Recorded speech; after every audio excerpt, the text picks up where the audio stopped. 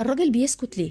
من باب للطاقه كده بيكتم في قلبه ليه؟ ما حدش بيسمعه. عشان دايما ده اقول ايه؟ جرح الرجل داخلي، المرأة خارجي. الست عندها صلاحيات البكاء والصريخ، العياط، البوح، الشكوى، تكسر وتدغدغ، تتعصب، تكلم صاحباتها، تكلم.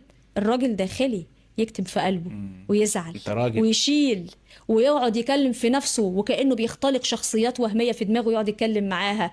محرج يقول لحد انا موجوع. الراجل بيتحرج يقول ان انا زعلان. الراجل بيخاف يقول ان انا متضايق.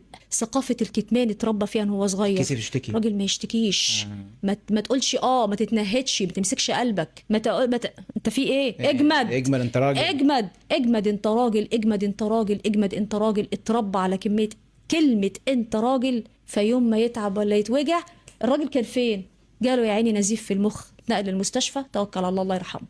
لا حول ولا قوة. عمره ما اشتكى. ما هو عشان يا جماعة عمره ما اشتكى. ما هو عشان يا جماعة ولا مرة حد قال له انت كويس ولا مش كويس.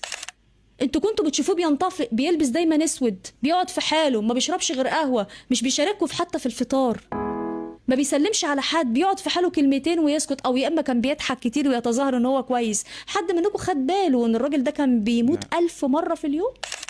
ان الراجل ده بقاله مثلا 60 يوم ما كانش بينام، بيتقلب كده هو في السرير. حد يعرف ان الراجل ده كانت بتجيله نغزات في قلبه، ما كانش بيقول لحد، وخايف حتى يقول لوالده او والدته عشان ناس كبار، مش عايز يزعل حد عليه، مش عايز يزعل حد عليه. في راجل ممكن يكتم في قلبه الوجع، خايف على اهله، يقول انا خايف اصل اخويا تعبان، اصل امي ست عندها السكر خاف عليا لا لا لا، انا هتيجي البابا تجيله تروما ولا حاجه، ما اقدرش.